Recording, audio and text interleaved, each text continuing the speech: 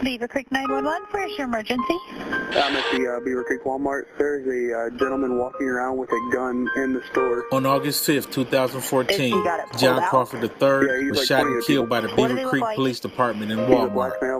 Ronald Ritchie called 911 and lied, stating that Crawford was pointing a loaded gun at children and people in the store.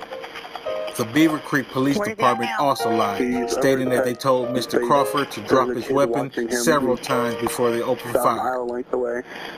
An Ohio grand jury said that the officers' actions were justified and the two officers were not charged, even though they admitted that Mr. Crawford did nothing wrong.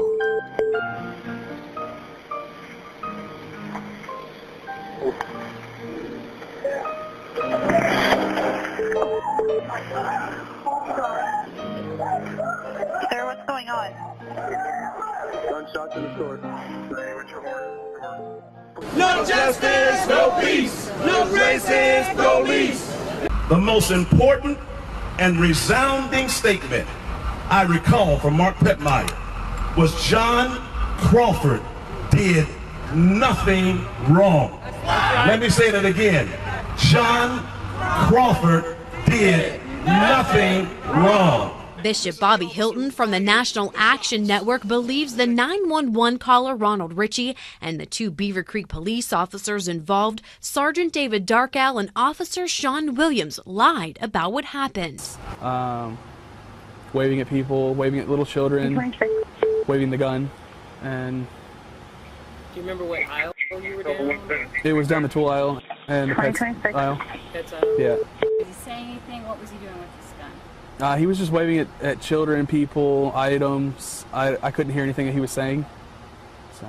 When you saw that, I mean, what's going through your mind? You're seeing this guy waving this gun around inside Walmart. I'm thinking that he's either going to rob the place or he's there to shoot somebody else.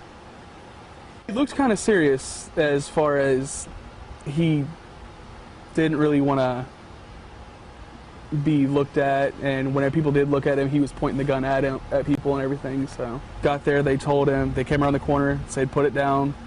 They said it 2 times, and then the gentleman decided to swing the rifle to the officer pointing at them. That's when the officer shot him twice. What's going on? Gunshots in the store.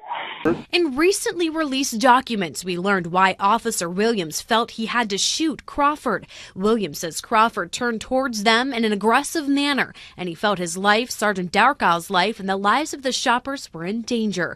Sergeant Darkow also reported he looked as though he was holding the rifle in a low, ready position.